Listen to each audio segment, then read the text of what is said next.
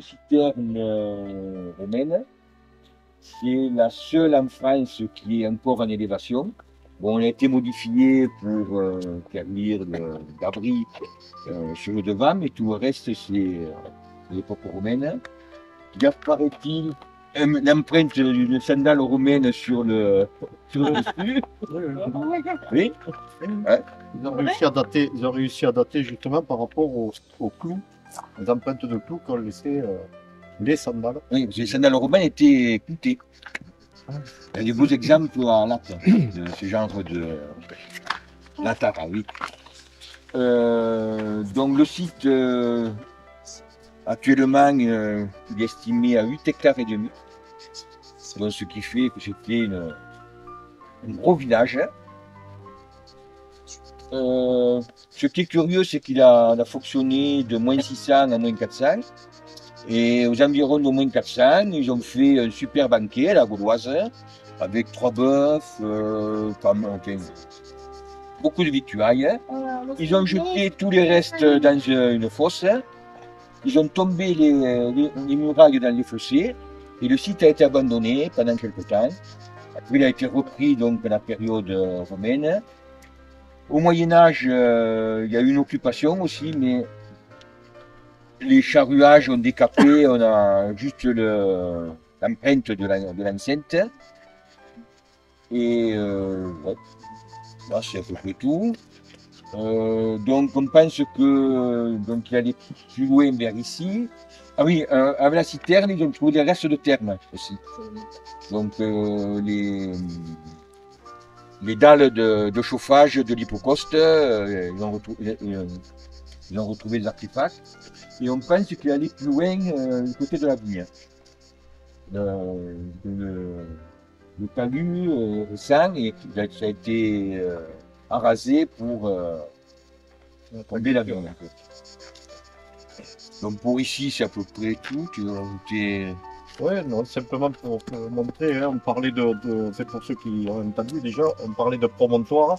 Donc vous voyez, c'est beaucoup plus haut hein, que la vallée. Hein. On a la vallée directement ici, hein, vallée de l'Hérault et de l'Ardaillon. On a deux fleuves qui suivent jusqu'à la mer.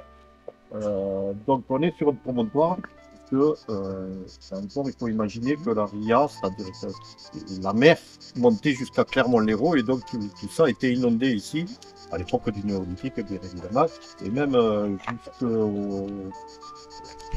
jusqu'au Moyen-Âge, enfin, jusqu'au début du Moyen-Âge, petit à petit les sédiments ont fait que la plaine s'est comblée et a rendu des terres cultivables.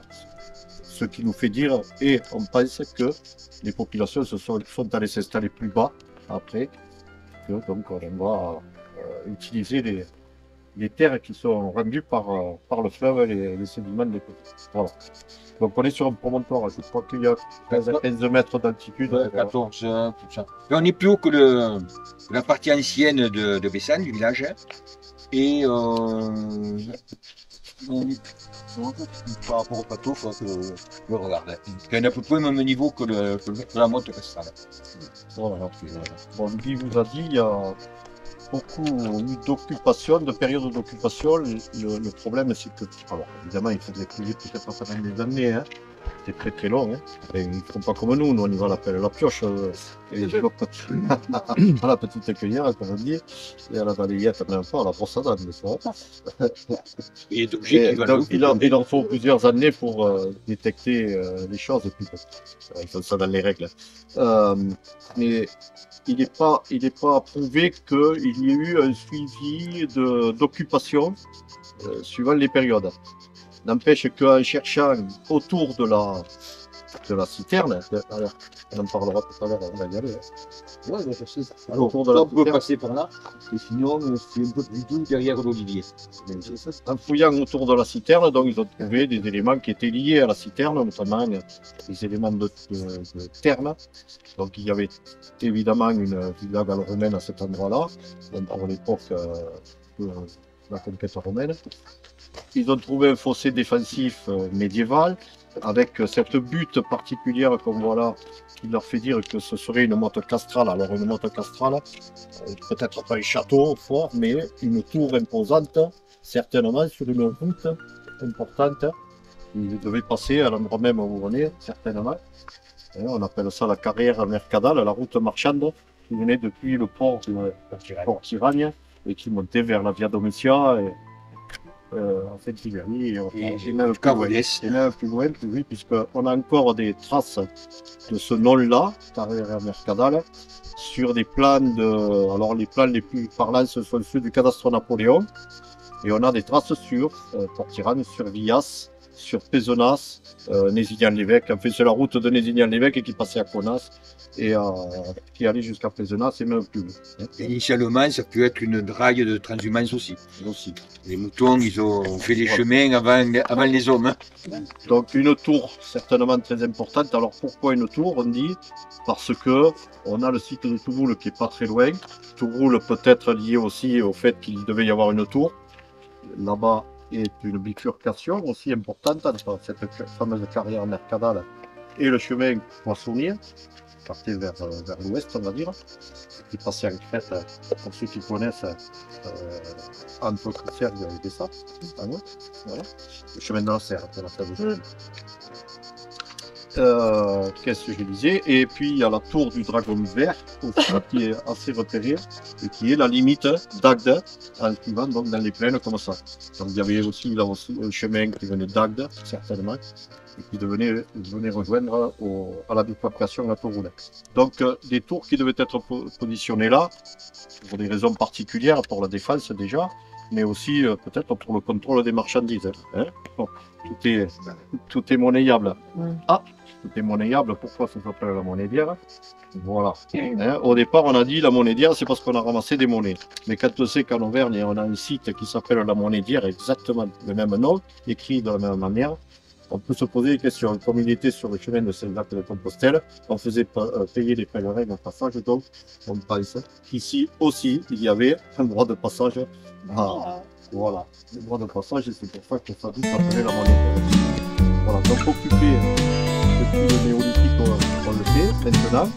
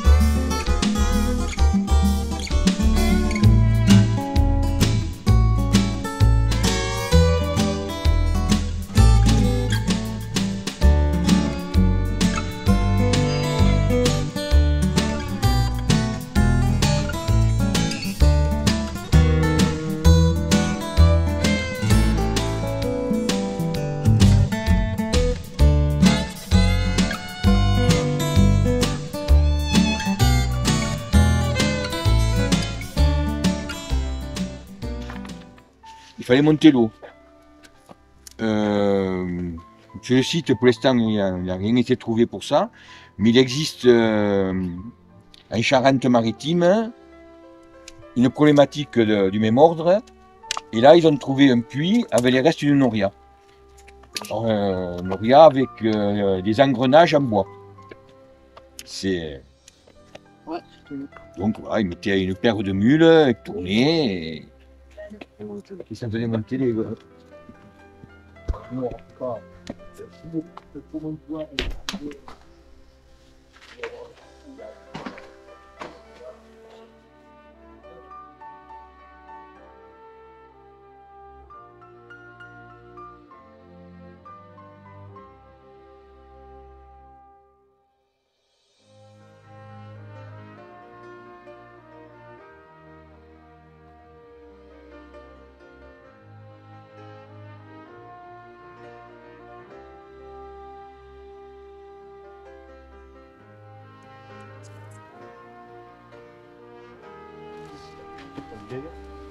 Quand on regarde les plans anciens, notamment de Napoléon, je reviendrai à celui-là parce que c'est le plus marquant. Hein. On voit bien que le fossé et le tamis passaient juste à côté de la tour pour faire. Donc on était pratiquement à l'extérieur. C'est le faubourg. Ça fait que peut-être cette partie-là du village était intégrée dans le bâtiment. Donc la première aujourd'hui, elle se déverse dans une loge en pierre et ensuite par le trop-plein, on part dans une grande fossé, dans une lit. Ça existe toujours. D'accord. Mais elle est plus basse qu'ici. C'est pas elle qui peut alimenter. Non, oui, c'est pas que la Oui. S'il y en a encore. Oui, les clients vont donc en jouer sur l'alimentation, non? Non, alors en fait, il était plus bas même que maintenant. Les goûts étaient plus bas. Il est plus loin. Donc il fallait monter l'autre. C'est vachement plus haut. On parlera d'expert. Alors, on est devant un bâtiment, un édifice qui s'appelle ici communément la Grange des Fées, la Grange de las Fados, C'est ça. en occitan, la Grange des Fées. Et les Bessanais de tout temps ont imaginé tout un tas de choses par rapport à ce bâtiment. Ça a été successivement un tombeau où on a enterré un général romain avec son cheval, son armure. Ça a été le départ de tous les tunnels que vous voudrez, qui distribuent voilà, le village, l'église, tout ce que vous voulez, le château de Touroul. Bon, les fouilles dernièrement n'ont rien révélé de tout ça, à part que c'est quand même un bâtiment exceptionnel, puisque c'est une citerne romaine et c'est la seule qui existe aujourd'hui en totale élévation. D'accord. Toutes les citernes romaines qui sont trouvées sont en partie détruites. La seule chose qui a été détruite, vous voyez, c'est la porte de vent, puis installer une porte d'attire, qui s'est servi de brageau, comme on dit ici, parce que c'était ici c'était planté de vignes et d'oliviers, certaines périodes. On a sur les pompois à partir de 1500, 1502 exactement, là-dedans, des références et à ce bâtiment et aux cultures qu'il y avait à cet endroit-là. Voilà. Donc, effectivement, pour pouvoir alimenter une citerne, il n'y a que deux moyens. Soit on amène l'eau par aqueduc. Alors il y a des fossés, j'ai perdu le nom, qui sont bâtis et recouverts pour amener l'eau. On n'a rien trouvé de tout là et bon, ça me semble assez difficile puisqu'on n'a pas de référence historique de mémoire comme ça d'une source proche. Et puis il y a ce que tu as dit, à savoir qu'il faut monter l'eau.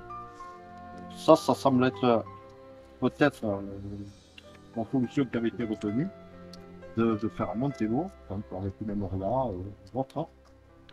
Vraiment, on sait que la vallée de l'Hérault est là et qu'il est peut-être très facile d'aller chercher de l'eau pour le faire. L'inconvénient, alors la deuxième façon de récupérer l'eau dans les citernes, c'était de récupérer les eaux de pluie, récupérer les eaux de pluie par la villa gallo-romaine, toujours en atrium, il y a des toitures, on verse dans un bassin et du bassin on amène à la citerne. Avec les inconvénients de pouvoir stocker l'eau, puisque les boues se déposent et on fait nettoyer régulièrement, évidemment par les gens qui travaillent au niveau de la villa, voilà, de l'établissement dans le groupe. C'est bon. Quel volume de la citerne?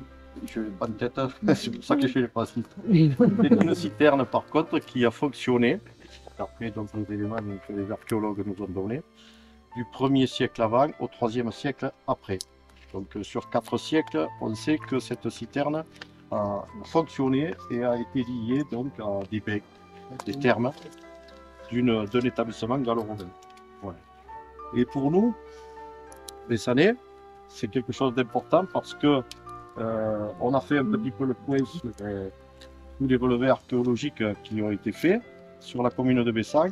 Il y avait à peu près 18 établissements gallo-romains, de ceux qui ont été repérés. Certains très importants, d'autres beaucoup moins, de simples petits établissements. Tous n'avaient peut-être pas des thermes. Donc si celui-ci avait des thermes, ça veut dire que c'était peut-être un établissement assez important. Et nous, les Bessanais, donc on le lie à la naissance de Bessan, hein, on dit que c'est Bessus qui était. Le nom de Bessan vient d'un nom comment dire, d'un gallo-romain, hein, de quelqu'un qui était installé ici et qui gérait donc des terres à qui il a été donné des terres pour les gérer. Et cet homme-là s'appelait Bessus. Voilà. Donc c'était un village de Bessus. Jésus, et dont le nom vient d'une racine celtique. Oui, parce que vous allez me dire, mais des Bessans, il n'y en a pas qu'à Bessan. Oui, oui. En Occitanie, il y en a un en Maurienne, donc en Savoie, et aussi qu'il y a des Bessans du côté du Bordelais, du côté du Bordelais et autres. En fait, c'est la racine Bess qu'il faut retenir, qui veut dire planter de boulot. Un lieu planté de boulot. Donc on peut dire que la personne qui habitait là venait d'un endroit planté de boulot, hein, mais il était installé, celui-ci, en Occitanie. C'est le patricien ici, au niveau de cette ville-là, importante, donc, je dirais, et celui qui a donné le nom au village de Bessan. Voilà, et là, on va redescendre.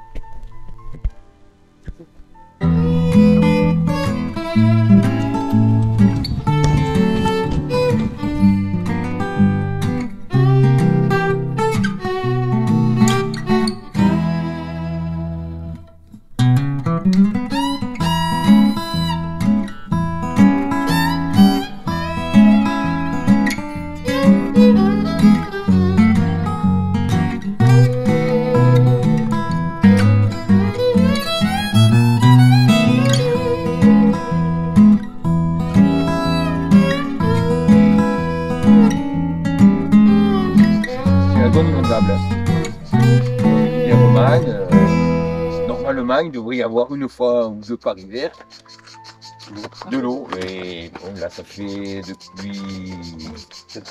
depuis l'orage du 23 octobre 2019, donc il y a eu une crue, mais qui n'était pas due à l'Hérault.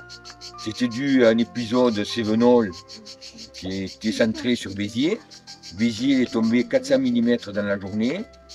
Bessan, on était à 300. Et en fait, la crue, elle provenait du Laval. C'est un petit ruisseau qui vient de Mont-Blanc-Servian et qu'on m'a traversé tout à l'heure. Bon, chose de particulier, là, les frênes que vous voyez sont pas toutes naturelles, mais celui de gauche, par exemple, ils sont taillés en tétard. Alors en fait, ça veut dire que chaque année, en fait, on coupait toutes les branches en laissant que le tronc. Et petit à petit, la tête grossissait, comme un tétard. Donc le bois, il servait soit pour la rame de donner à manger au lapin, ou si les chèvres mangeaient aussi, sûrement, elles mangent tout. Et puis le bois, il servait pour la chauffe, ou éventuellement pour des manches d'outils. Voilà, donc là on va longer les frênes, on va remonter, traverser la voie ferrée, puis après on va aller vers le site de tout. Voilà. Une particularité, vous remarquerez qu'il y a beaucoup d'herbes dans la partie inondable. En fait, ce sont des prêles. Donc c'est une plante qui existe depuis qu'il y a des plantes sur la Terre, donc quelques centaines de millions d'années. C'est une survivante et c'est un bon indicateur de l'humidité du sol. Il y a des prêles ou des joncs, on peut se douter qu'en creusant un peu, on peut trouver des choses.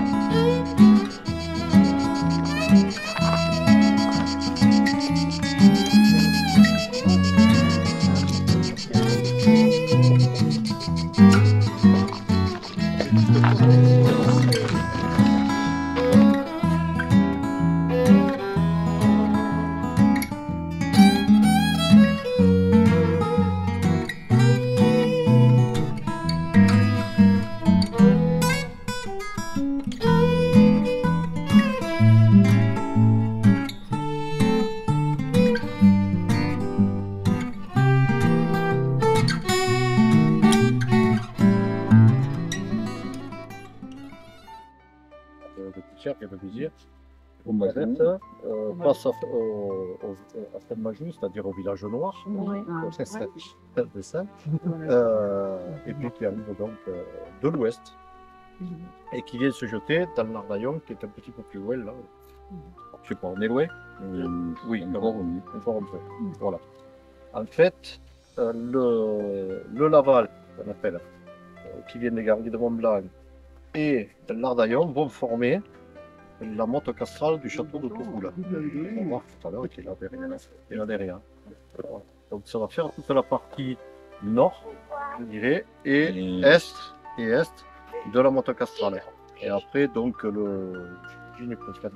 le château a été construit, ils ont, enfin, j'imagine, c'est sûr, ils ont fait des fossés, ils ont rempli d'eau pour pouvoir continuer la motte castrale. Voilà, je mets un passe devant, on verra tout ça tout à l'heure. Alors, j'expliquais à Joël, ce qui est très curieux. Joël est conseiller municipal, hein, c'est pour ça qu'il est très curieux. Alors, non, en fait, il y a une étude récente, on va dire, sérieuse, qui portait sur des relevés des sédiments et du Laval et de l'Ardaillon, pour savoir d'où il se passait exactement et depuis quand il datait. En fait, cette étude, elle prouve qu'en fait, l'Ardaillon n'existait pas, a été construit de la main de l'homme au Moyen-Âge pour amener de l'eau donc sur les terres et certainement vers le château de Touroule, puisque là aussi on a trouvé des documents d'échange, je crois, ou de vente de biens de cette année cartulaire chez Lac, j'imagine, de terre de Touroule, et il y a des échanges qui sont faits et il y a des moulins à Touroule.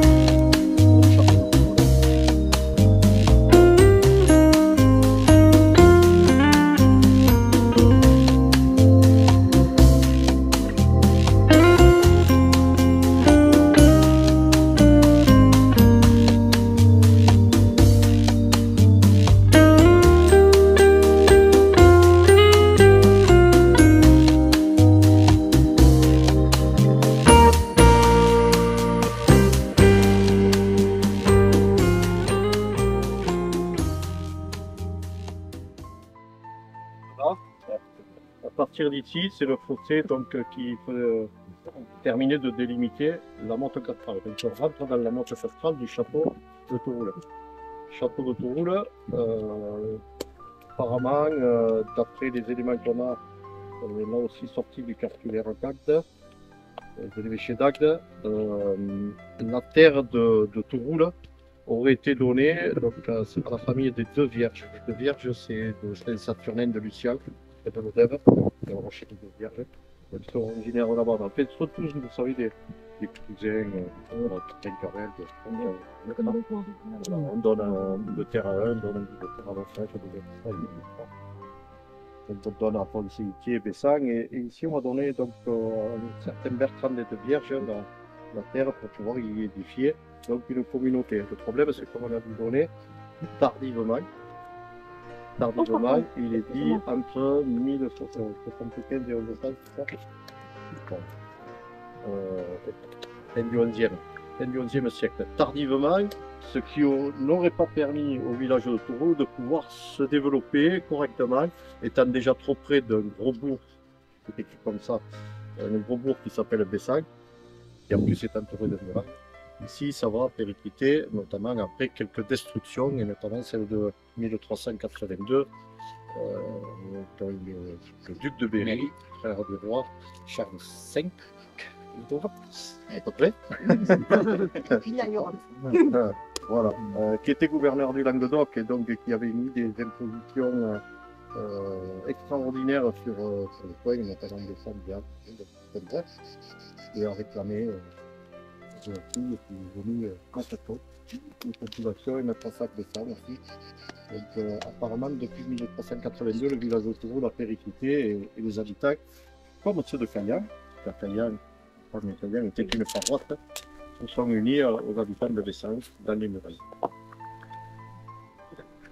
Oui, il y a les autres passages sympathiques. Il y a eu le Prince Noir qui est attesté au moins jusqu'à Coussergues, au niveau de ses raids. C'est la guerre Sainte-Anne, donc juste après. Puisqu'on a eu encore guerre de Sainte-Anne, les grandes compagnies. Elle s'était basée à Lignan, donc c'est pas très loin non plus. Donc elle se nourrissait sur le pays. Donc... Lignan sur Ah, Lignan. Non, non, Lignan sur Et bon, la période plus tardive, après, ça a été joyeuse, pendant les guerres de religion, qui, là aussi, a massacré allègrement un village qui n'était pas dans son camp. Touroul était quand même une communauté dotée donc d'un château fort, et d'une église champêtre soit, mais une église quand même. Aujourd'hui on l'appelle la chapelle.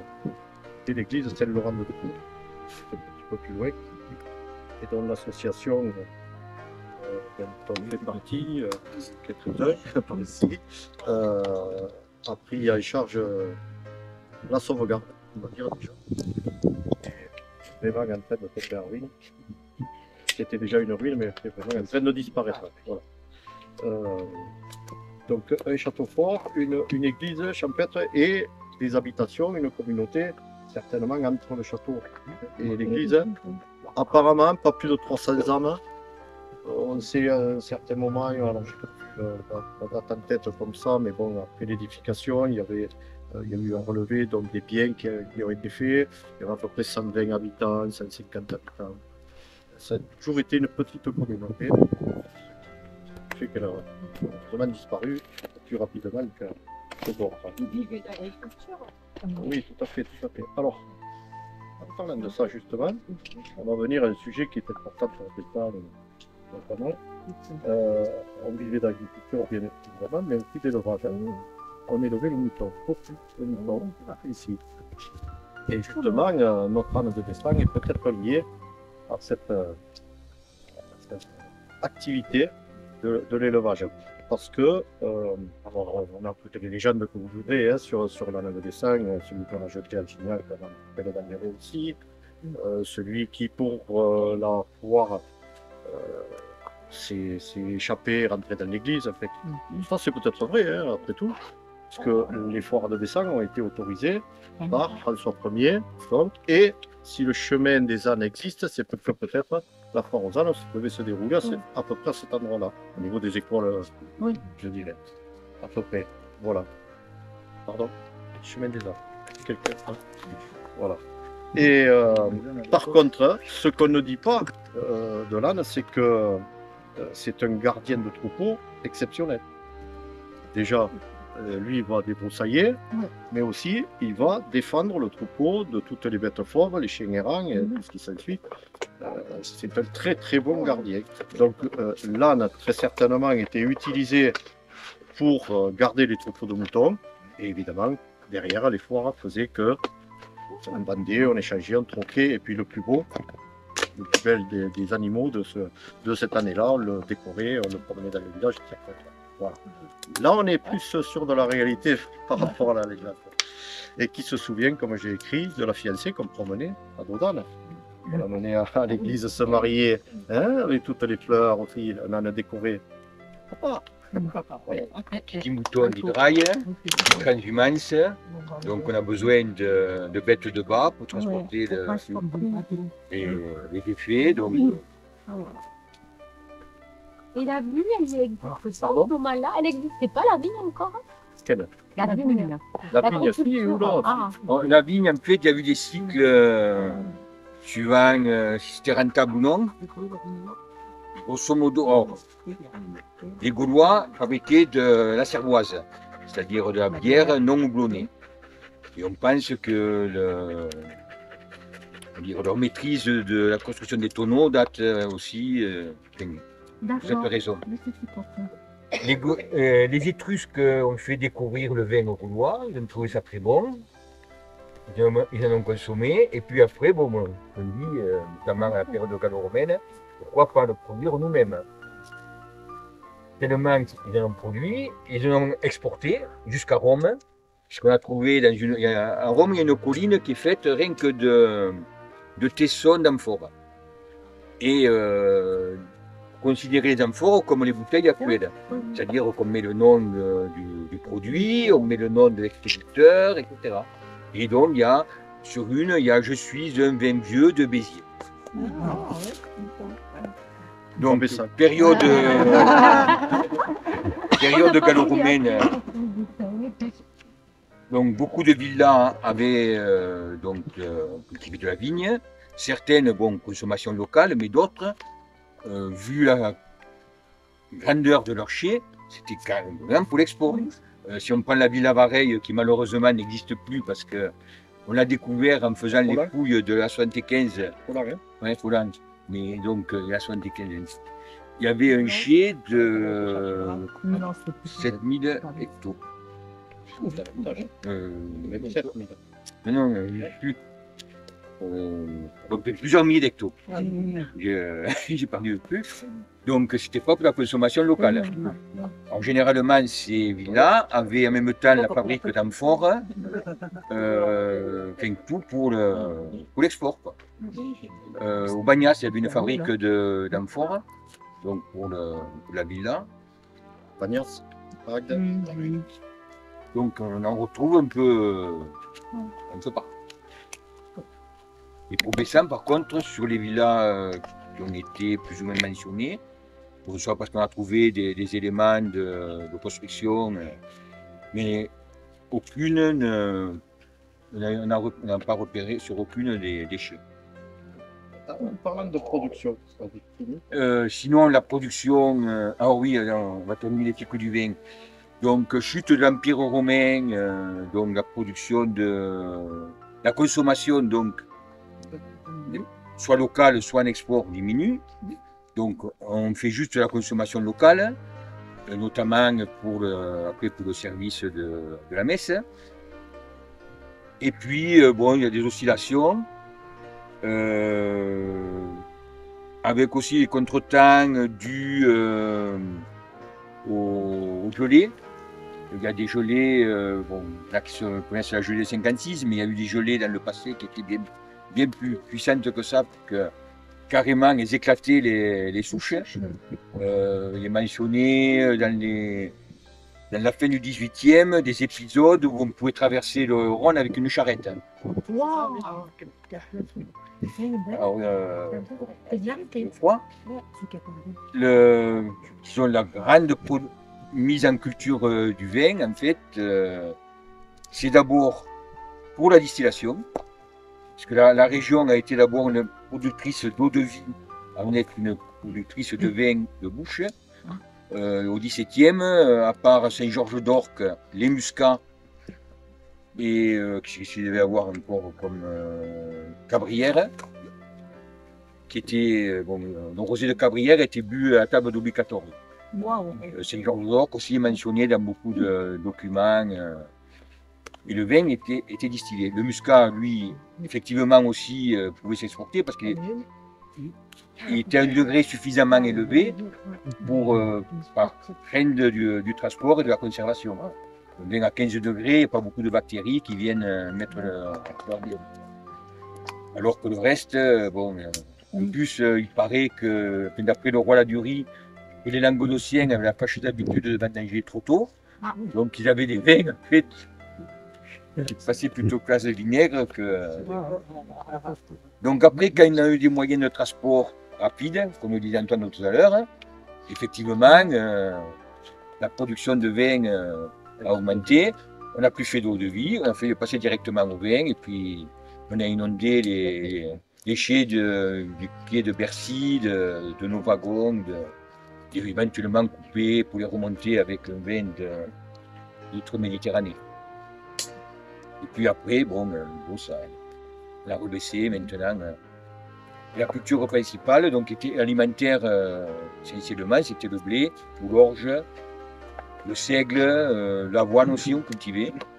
Et on avait un moulin bladier, donc, pour ça, pour pouvoir moudre avant consommation. De toute façon, à une époque, il valait mieux boire du vin que de l'eau. Hein. À une époque, il valait mieux boire du vin que de Je ne sais pas. Mais disons qu'il y avait moins de risques d'infection, effectivement. Moi, j'avais entendu dire en fait que le vin du Biterrois, justement avant la Première Guerre mondiale, était un des vins les plus réputés en France. Et que à la Première Guerre mondiale, ben, en fait, ils ont inondé en fait les poilus dans les tranchées de vins du Biterrois parce que c'était les plus gros producteurs en France. Et que après cette Première Guerre mondiale, en fait, c'est devenu ça a perdu sa renommée parce que ça avait alimenté les troupes françaises. Il n'y avait pas beaucoup de degrés. On va en boire beaucoup. Il était de degrés plus faibles que les vins actuels. Bon, Menaramon devait tirer les 10 degrés les années de sécheresse. Notre année, c'était plutôt 8 degrés. Donc, effectivement, et pour des travailleurs de force bon, comme les mineurs, effectivement, ils pouvaient en boire plus que nous, on peut en boire. C'était des 4-5 litres. Hein. D'ailleurs, la ration. On partait à la vigne, les arrière-grands-pères, on partait à la vigne avec le bidon de vin. Hein. La gourde. C'est vrai, hein. Oui, et en plus du salaire, il y a une dotation en vin. c'est ça. Ouais. Oui, ils avaient droit à un nombre de litres de vin. 3 litres, ouais. 3 litres par jour. Hein, qu'on allait à la vigne avec le bidon de vin.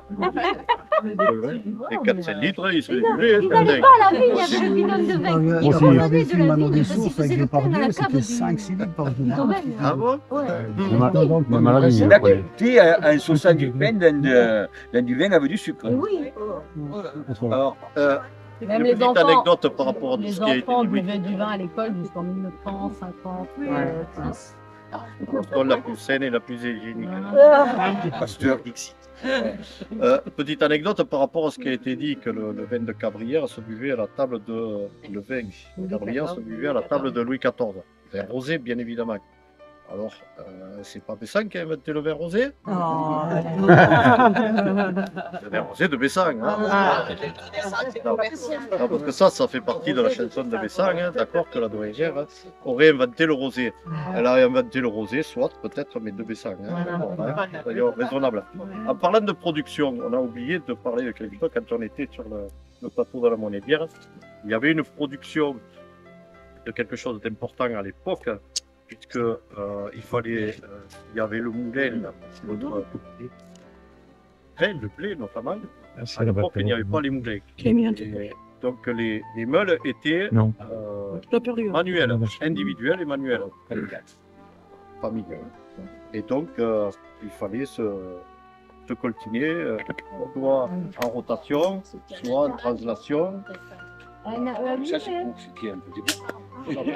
Et chacun dans sa maison avait sa petite meule. Hein.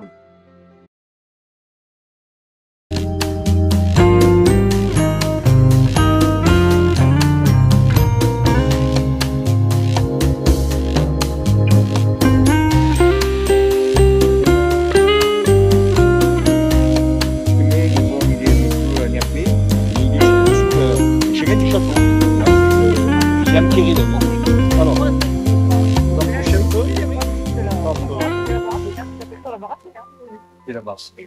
Derrière le CP. Comment vas-y. Vous connaissez l'herbe parfumée là? Non, mais fenouil.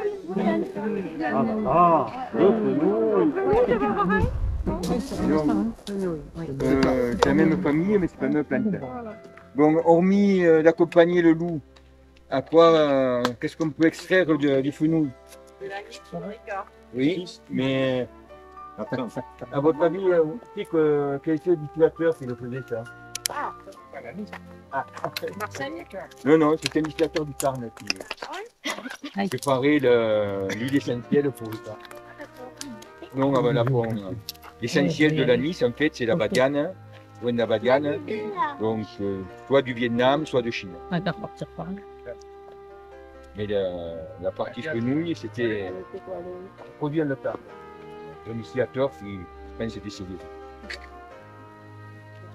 Un distillateur qui a été, à un moment donné, travaillé à la distillerie Oustric à Béziers. Alors, si vous connaissez les Béziers, quand on passe sur le pont vieux, il y a un grand bâtiment sur la gauche. Et bon, ça a été, je crois qu'il y a une maison de retraite qu'ils ont enlevé après, parce qu'ils trouvaient que des fois ils étaient les pieds dans l'eau. Ça a été une brasserie, mais ça a été au début du XXe siècle une distillerie.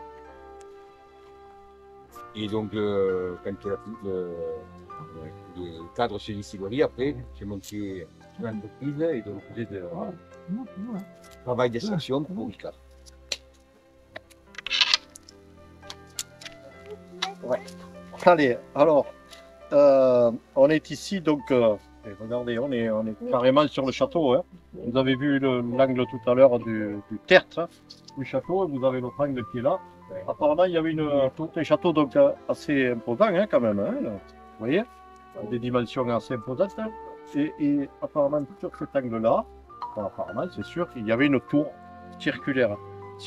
Là, on rappelle peut-être l'endroit, hein, le site, Touroule, pas pour celle-là de Tours, mais pour le tour qui devait être installé sur le chemin ou la route principale de l'époque. Je vous ai parlé d'une bifurcation au niveau de Touroule. C'est au point qu'on appelle la Guyou. La Guyou, c'est, si vous tournez, vous voyez un grand secret. Oui. Et pas très loin, il y a une croix, c'est à cet endroit-là. Et c'est justement la bifurcation. Hein, largement, hein, pour pouvoir réceptionner et le chemin de montée d'Agde et la carrière mercadale qui venait de Corsiragne et le chemin poissonnier qui partait donc vers l'ouest là-bas. Voilà. Donc là, le carrefour est à cet endroit-là. Donc le Touroule est idéalement placé puisque on est sur un carrefour. Hein, le château un peu en retrait. La chapelle, malheureusement, on ne la voit pas, mais elle est derrière les arbres, par là-bas, au bord de la voie rapide. Et on a devine. Donc l'église est un petit peu plus loin. On ne la voit pas bien, mais elle est là derrière. Derrière les amandiers, là, où il y a les graffitis. Ah ben oui, on la voit. Chute tout droit là. Bon, enfin bref. L'église est un peu plus loin. Et puis le village devait être certainement entre les deux. Alors on a un tableau peint, une aquarelle. Alors, ça reste une œuvre d'art. On ne sait pas de quelle époque elle est, ça semble être assez ancien. Et ça représente le château de Touroule, avec donc sa motte centrale, avec tout un tas de voies d'eau tout autour. On voit aussi un moulin qui est installé donc sur l'Ardaillon, qui est donc là à l'est, qui est à l'est. Et on voit une chapelle, mais qui est au nord, de ce côté-là. Ce qui nous fait dire que ça ne peut pas être la chapelle Saint-Laurent de Touroule, mais peut-être la chapelle qui était liée au château.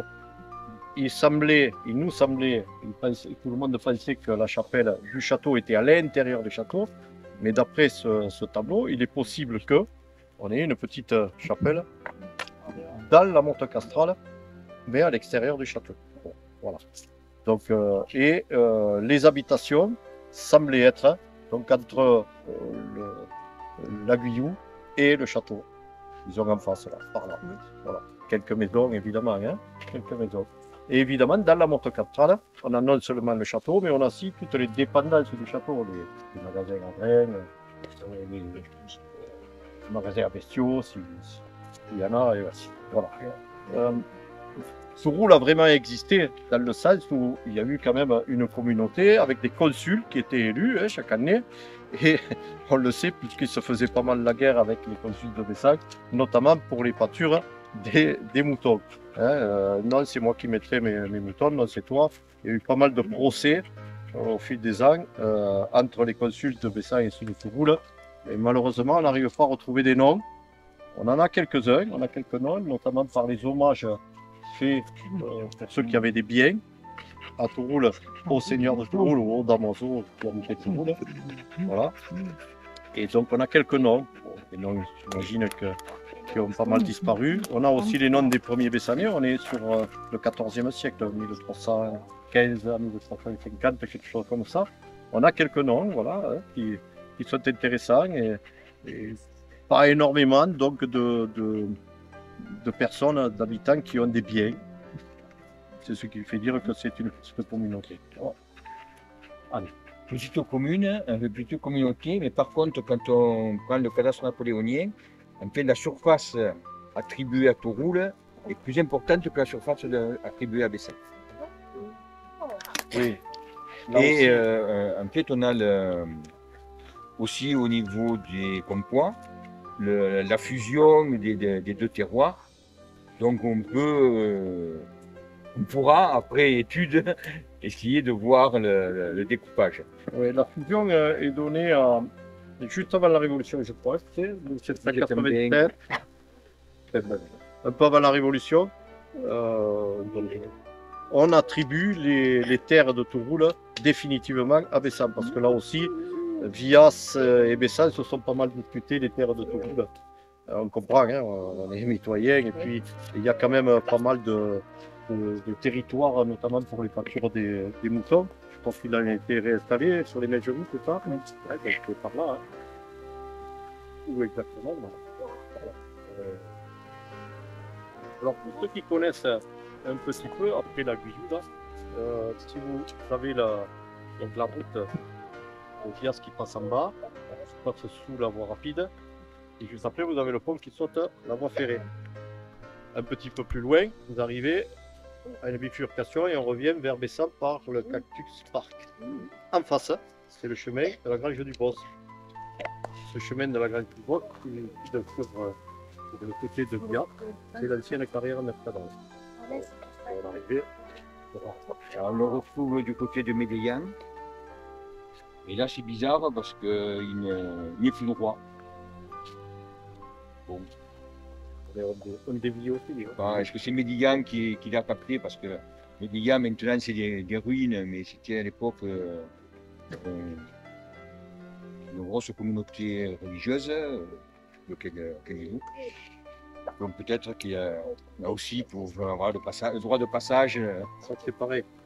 C'est exactement pareil. Si on regarde bien le tracé donc, de cette carrière Mercadal, le chemin de la Grange du Bois actuellement, normalement on devrait passer sur le côté du château, là, sur le côté ouest du château. On imagine que quand on installe ce château et cette communauté, on va dévier la voie pour pouvoir passer au pied du château, donc la route qui passe là.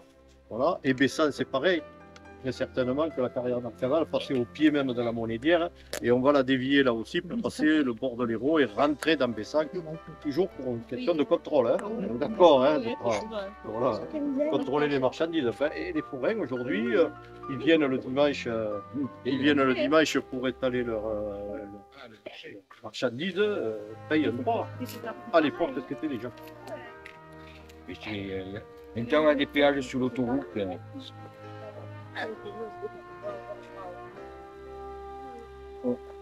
Maintenant, on paye l'autoroute, mais il y a certains ponts, c'est pareil, il fallait payer parce qu'il avait été construit par Agnan ou Saint-Guilhem, et bon, ils voulaient avoir des retombées sur l'investissement, quoi. On peut monter Laval. Et après, il y a le confluent avec la partie qui vient du village et la liaison avec les Roues, l'Ardaillon qui arrive là. Et ça part après vers les Verdis. On a aussi zone inondable. Mais bon, là. Et le gué, quand savoir trouver, en fait, il est un peu plus haut, hein, dans la broussaille. On a trouvé un empierrement dans le fond du Laval. Ah oui. On en reparlera quand nous serons restés. Allez, on y va.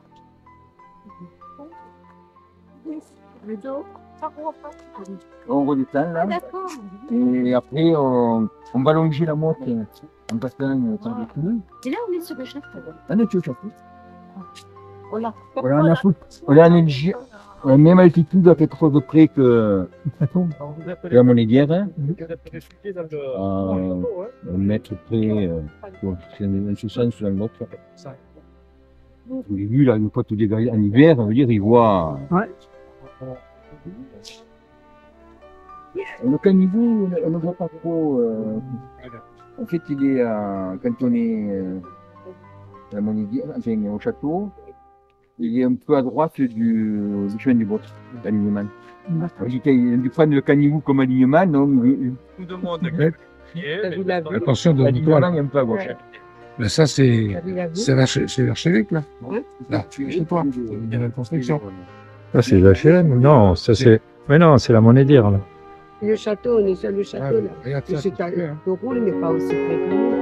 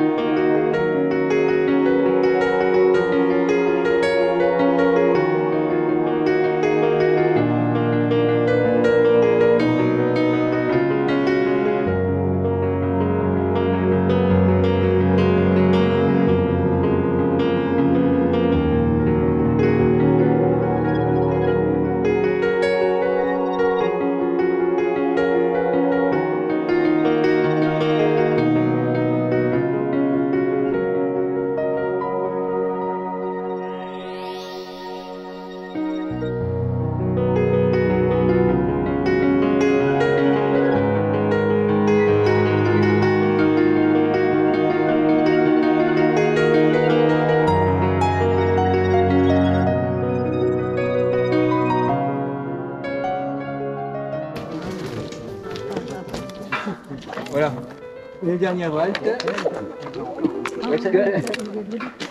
Donc on est sur le Laval de nouveau.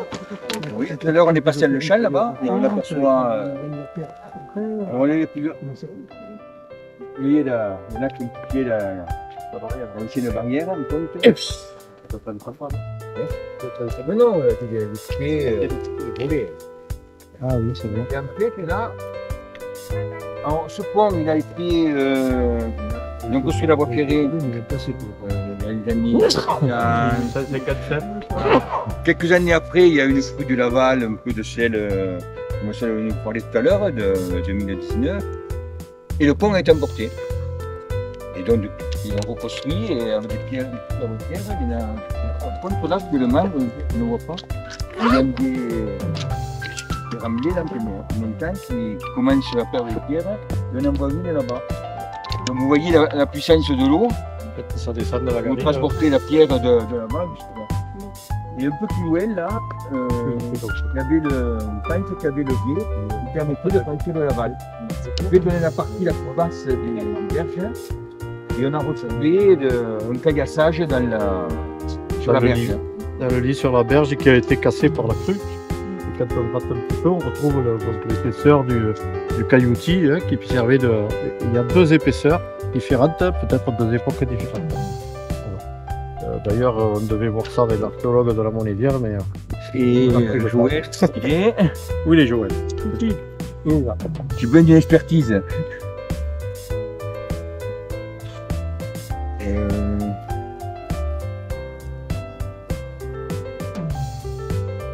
Les crottes.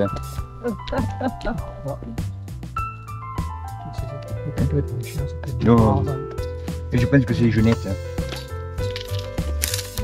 Oh là, apparemment, il n'y en a plus de fraîches.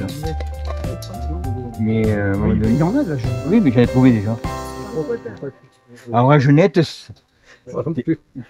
pas dire que ça intéresse du chat, mais parce que c'est pas la même. Au Moyen-Âge, c'était utilisé comme des chats. Comment dire? Comme les léopards, c'est pas acheté. C'est plus long que le chat. Et après, oui, c'est acheté, c'est une queue. Et c'est sauvage. Ah oui, c'est même protégé, hein. C'est interdit. Il y en a ici? Oui. Ah oui. Et là, Mais ça se cache. Bon, c'est très très nul de revoir. donc on trouve les crottes. Ah, il y en a. Une fois, j'en ai trouvé une qui te monte. Je sais pas si c'est volontaire ou. Voilà. Ah, sinon, il y a des blaireaux, il y a des renards, il y a des sangliers, ça ne manque pas. Ici, il y a du chevreuil. Oui. Mais. Alors moi, j'en ai vu. Voilà. Juste sur le Grand Tourlant, il y a très peu de temps, ils étaient 4 ou 5 là derrière, au pied du château. Juste là derrière, dans le champ. Il y a très peu de lapins. Une fois quand je revenais de Béziers. Quelques endroits où il y en a encore. Il y a beaucoup. Des lièvres, on en voit assez souvent. Des perdreaux, des faisans. Tard de canne-pierre sur le plateau. Et je sais plus, la loxie, le féminième, hier. Blanc. Ça, c'est blanc. Oui, il y a un autre oiseau, moi j'ai mal. La pourrière, c'est ça. Moi, les ailes un peu rousses, voilà. La petite grièche. Cette année, je n'ai pas vu. Tout, elle la reconnaît, des fois, on ne la voit pas, mais on l'entend. Alors, une chose sur la voie ferrée, on voulait en faire une voie douce, bien sûr, puisque c'était presque à tout. Et maintenant qu'il va passer la ligne à grande vitesse pour le train, la SNCF ne veut plus qu'on s'en occupe parce qu'ils vont fait acheminer par là les matériaux. Ah, ils sont revenus encore une fois. Du coup, tout est Trop tard, trop tard. Un coup oui, un coup non. C'est la glaciation. Ah oui, c'est bon. Ver al mundo mejor, una vida pura entrega, donde brille el amor. Juntos podemos dejar el odio atrás, las razas, las guerras, las clases, las fronteras y así vivir en unidad. Quiero verlos brillar de